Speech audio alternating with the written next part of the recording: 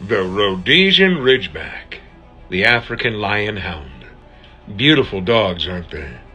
They have a very interesting and rather complicated history. Here it is. To understand the dogs, you need to understand where they are from. Africa, Southern Africa, Rhodesia. Zimbabwe now, but at the time it was Rhodesia. The foundation for the Rhodesian Ridgeback was a native dog, what we would call a landrace. It was called the Hottentot Hound.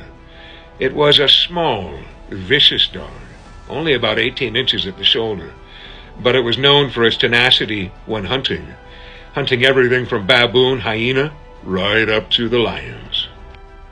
Now, the European settlers saw the tenacity of the dog, and they wanted to beef it up.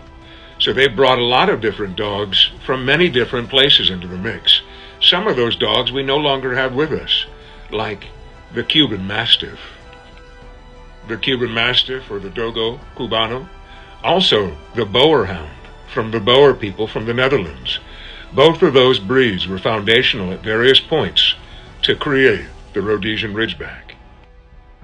But they weren't always this beautiful red, wheaten color. They used to be gray, and that was because of the Reverend Helms. You see, he brought two dogs from Ireland. Early on in the breed development, there were gray dogs with rough coats, black dogs with curly coats, and many of them had the beautiful ridge running down their back. That came from the Hottentot Hound, that vicious little fellow that they first found in the Horn of Africa. I have to be honest with the breed fanciers out there. On a lot of my recent videos, people have told me that these dogs are lion killers. It's nonsense. Now, they are able to take on something like a baboon single-handedly. But when it comes to lions, originally, it was never their job to catch or hold the lion, only to keep it at bay until the hunter arrived.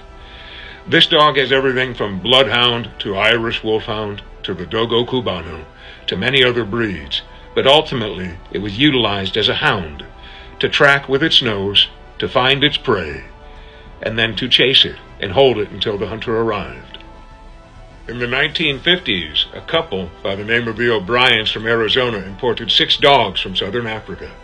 Within 2 years, the breed was registered by the AKC.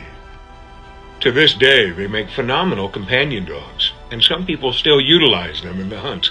They are quite capable, but they are top-notch companion dogs and wonderful working dogs.